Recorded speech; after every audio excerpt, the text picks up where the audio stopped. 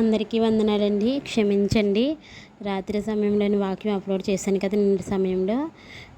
అపోస్తుల కార్యములు 2వ అధ్యాయంలో 2 వచనాలు అవ్వలేదండి, 45 నుంచి 47 వరకు.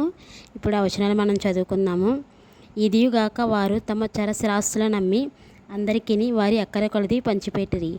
మరియు వారు ఏకమనస్కులై ప్రతిదినము దేవాలయంలో తప్ప కూడుకొనుచు ఇంటింటా రొట్టె విరుచుచు దేవుని స్తుతించుచు ప్రజలందరి వలన దయ పొందిన వారే ఆనందముతోనూ నిష్కపటమైన హృదయముతోనూ ఆహారం పుచ్చుకొనుచుండ్రి. మరియు ప్రభు రక్షణ పొందుచున్న వారిని అనుదినము వారితో చేర్చుచుండెను. ఆమెన్. దేవుడు తన పరిశుద్ధ వాక్యం దీవించునుగాక. ఆమెన్. ఇప్పుడు అపోస్తల కార్యములు 3వ అధ్యాయాన్ని చదువుకుందామండి. పగలు 3 గంటలకు ప్రార్థనా కాలమున పేతురును యోహానును దేవాలయానికి ఎక్కి వెళ్ళుచుండగా పుట్టిన మొదలుకొని కుంటివాడని ఒక మనుష్యుడు మోసుకొని పోబడుచుండెను. వాడు దేవాలయానికి వెళ్ళువారిని భిక్షమడుగుటకు కొందరు ప్రతిదినము వారిని శృంగారమును దేవాలయపు ద్వారమునద్ద ఉంచుచూ వచ్చిరి. పేతురును యోహానును దేవాలయంలో ప్రవేశించబోనప్పుడు వాడు చూచి భిక్షమడుకగా పేతురును యోహానును వారిని తేరిచూచి మా తట్టు చూడమన్రి. వాడు వారి యొద్ద ఏమైనా దొరుకునని కనిపెట్టుచు వారి యందు లక్ష్యముంచెను. అంతటా పేతురు, వెండి బంగారములు నా యొద్ద లేవు, కానీ నాకు కలిగినదే నీకు ఇచ్చుచున్నాను. నజరేయుడైన యేసుక్రీస్తు నామమున నడువమని చెప్పి వాని కుడి చెయ్యి పట్టుకుని లేవనెత్తెను.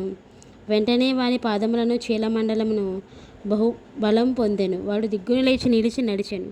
నడుచుచూ గంతులు వేయచు దేవుని స్తుతించుచు వారితో కూడా దేవాలయానికి వెళ్ళెను.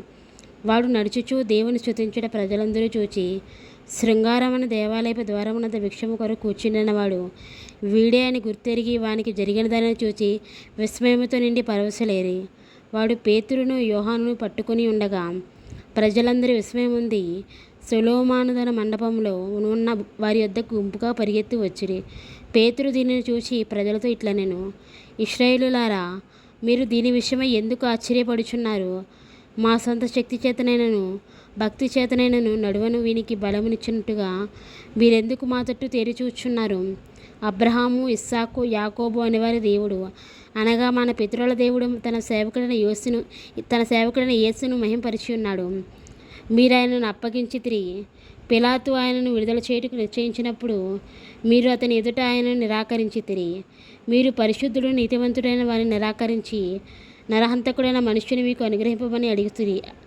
మీరు జీవాధిపతిని చంపితిరి, కానీ దేవుడు ఆయనను మృతుల నుండి లేపెను. అందుకు మేము సాక్షులము.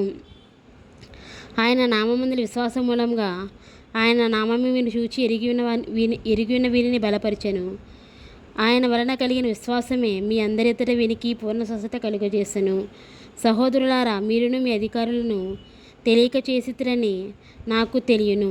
అయితే దేవుడు తన క్రీస్తు శ్రమపడునని సమస్త ప్రవక్తల నోట ముందుగా ప్రచురపరిచిన విషయములను ఇలాగ నెరవేర్చెను. ప్రభువు సముఖం నుండి విశ్రాంతి కాలంలో వచ్చినట్లును మీ కొరకు నియమించిన క్రీస్తు యేసును ఆయన పంపునట్లును మీ పాపములు తుడిచివేయబడి నిమిత్తమును మారు మనసు నుండి తిరిగుడి.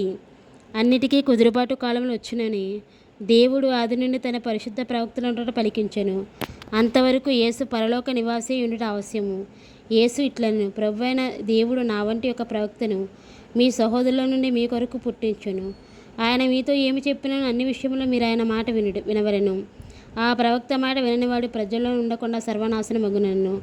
మరియు సమూయేలు మొదలుకొని ఎందరు ప్రవక్తలు ప్రవచించారో వారందరూ ఈ దినముల గురించి ప్రకటించిరి. ఆ ప్రవక్తలకును దేవుడు అబ్రహాముతో నీ సంతానమందు భూలోక వంశములని ఆశీర్వదించబడునని చెప్పి మీ పితరులతో చేసిన నిబంధనకు మీరు వారసులై ఉన్నారు. దేవుడు తన సేవకుని పుట్టించి మీలో ప్రతి వారిని వాని దుష్టత్వం నుండి మళ్లించటం వలన మిమ్మల్ని ఆశీర్వదించుటకు ఆయన ఎదుట ఆయన మొదట మీ వద్దకు పంపానని చెప్పాను. ఆమెన్. దేవుడు తన సేవకుని పుట్టించి మీలో ప్రతి వారిని వాని దుష్టత్వం నుండి మళ్లించటం వలన మిమ్మల్ని ఆశీర్వదించుటకు ఆయనను మొదట మీ వద్దకు పంపానని చెప్పాను. ఆమెన్. దేవుడు తన పరిశుద్ధ వాక్యం దీవించునుగాక. ఆమెన్. క్షమించండి, కొంచెం తడబాటు వచ్చింది. ప్రార్థన చేసుకుందాం. పరిశుద్ధుడైన యేసయ్య, సర్వాధికారమైన తండ్రి, మీకు వందనాలు ప్రభువా.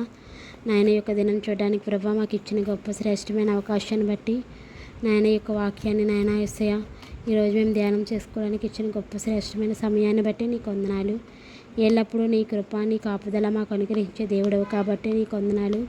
నీ బిడ్డలైన వారిని ప్రభా తండ్రి నాయన మీరు పోషించే దేవుడు, కాపాడే దేవుడు, కరుణించే దేవుడిగా ఉన్నందుకు వందనాలు. అయ్యా తండ్రి నీ రాకడ వచ్చినప్పుడు ప్రభా దయచేసి మమ్మల్ని జ్ఞాపకం చేసుకొని నాయనా యేసయ్యా నేను రాకడ ఎత్తబడిగలిగే ధన్యత మాకు దయచేయండి. మా శరీరానికి ఆత్మకు కావలసిన ఆహారాన్ని దయచేయండి. మాకు మీరే భద్రత ఇచ్చి నడిపించండి. ఎల్లవెల్ల సహాయం చేయమని యేసు నామములో వేడుకుంటున్నాము తండ్రి. ఆమెన్.